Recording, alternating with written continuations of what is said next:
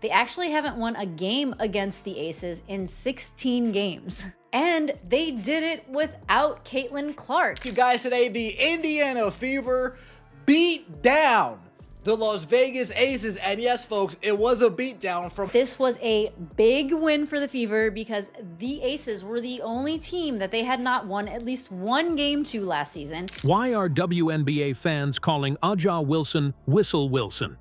The shocking jump ball call that has everyone fuming was only the start. But what if I told you both teams' coaches, including Aces Becky Hammon, are furious, claiming the referees have completely lost control? This controversy isn't just about one game. It's threatening the integrity of the league itself. Let's break down the viral footage and what it means for players like Caitlin Clark moving forward. Out of all of the non-Caitlin Clark games, this was by far a game where I felt the best about this team. The rhythm, I don't know, but Aja Wilson is absolutely 100,000% the most important player on that team. Before we move on, I'd like to ask you a small favor. If you appreciate this content, please take a second to like this video and subscribe to the channel. Over 98% of you watch the videos without subscribing. It costs you nothing, but it makes a huge difference to us. So, did you click the subscribe button? Great. Thank you so much. Now, back to the video. Where I was like, you know what, Natasha Howard just isn't it. And you know what, I take all of it back because she is finding a rhythm. She is not dropping the ball. Oh, and the white flag, Natasha Howard, 11 points, 10 rebounds, another solid Natasha Howard game. Imagine this. Aja Wilson and Lexi Hall are fighting for position under the rim when the whistle blows. Everyone in the arena expects a foul call as Wilson's arm clearly makes contact with Hall, sending her stumbling backward. But instead of a foul, the official awards a jump ball. The crowd reacts immediately, gasps filling the air, but it's Hall's stunned expression that says it all. The replay didn't help the official's case either. Slow-motion footage showed obvious contact that could have sent Hall to the line.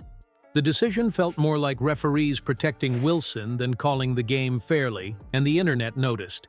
The broadcast crew couldn't ignore it. One commentator flat out asked, "How is that not a foul?" Aaliyah Boston, 20 points, 7 rebounds, 4 personal fouls, and I can tell you right now, 2 of those personal fouls were just Kathy Engelberg. Was so dominant, they had to foul her out. She didn't play in the entire third quarter, and because she was just like killing it in the interior. I can't remember too many moments where I was actually upset with the decision Natasha Howard made. Social media lit up, fans using the hashtag #WhistleWilson to call out perceived favoritism toward the Aces star. And honestly, frustration didn't just come from Fever supporters. Even neutral fans were questioning officiating in the league overall. That nickname, Whistle Wilson, while catchy, encapsulated a much deeper sentiment, a belief that certain players are benefiting from leniency others don't get. Want proof? Let's look at the numbers. Aja Wilson attempted 13 free throws in that game.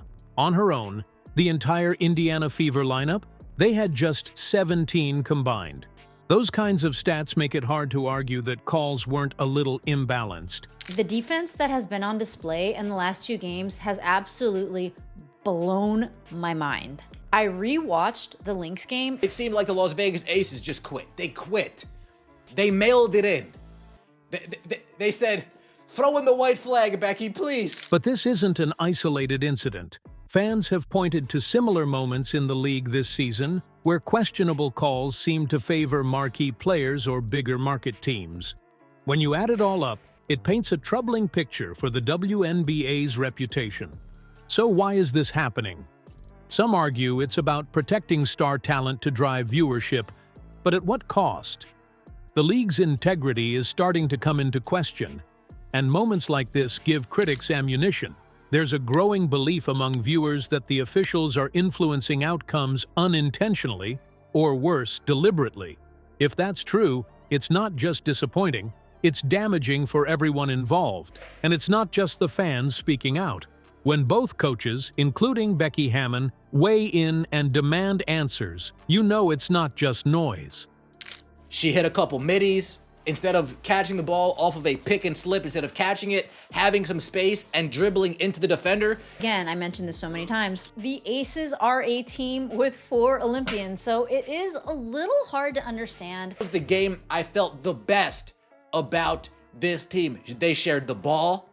We had, 24 assists on 31 shots. Let's dive into what they had to say. When two coaches on opposite sides of a matchup agree on the same issue, it's hard not to pay attention.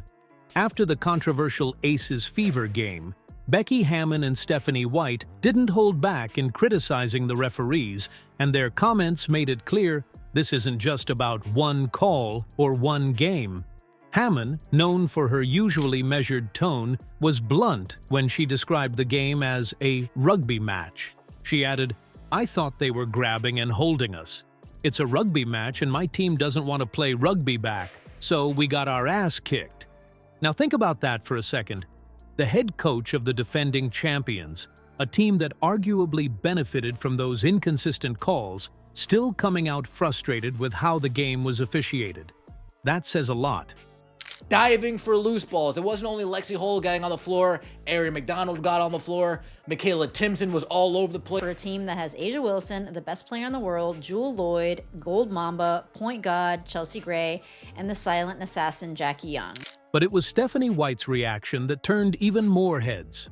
Her anger boiled over on the sidelines, leading to a technical foul, the type of outburst fans don't often see from her. The moment wasn't just spontaneous frustration, it was intentional, described as a calculated explosion, a planned move to show she wasn't going to stay quiet about calls, or a lack of calls, that she believed were unjust. And the reaction didn't just come from White. Caitlin Clark, already one of the most vocal players in the league, sprinted over to celebrate that technical foul with her teammates. That's right, Clark celebrating a tech. It was a loud and public show of unity for her coach, and just as importantly, a message of dissatisfaction aimed squarely at the officiating.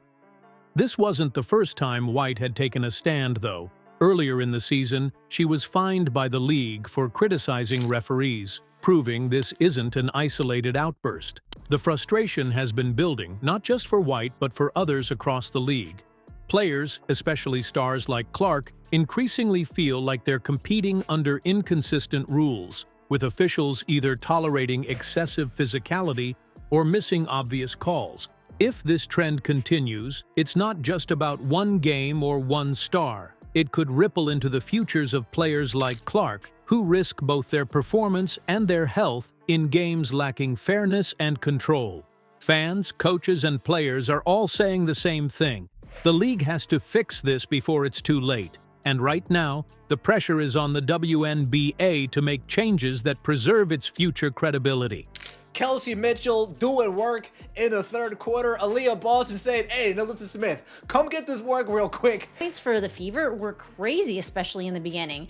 I mean, the Aces pretty much are nothing without Asia, and there is something going around. This was a complete win. Offensively, they did what they needed to do. Defensively, they were hounds. The WNBA is at a crucial point. It's not just about a missed foul call or even one lopsided game. It's about whether the league can ensure fairness and protect its players. With fans trending hashtags like #1WhistleWilson, frustration has officially spilled over. And if players, fans, and coaches are all shouting for accountability, will the league finally step up? They can't afford not to. Refereeing credibility is the foundation of competitive sports. Without it, trust crumbles, and so does the excitement. The real question now? How will the WNBA respond to protect rising stars like Caitlin Clark moving forward?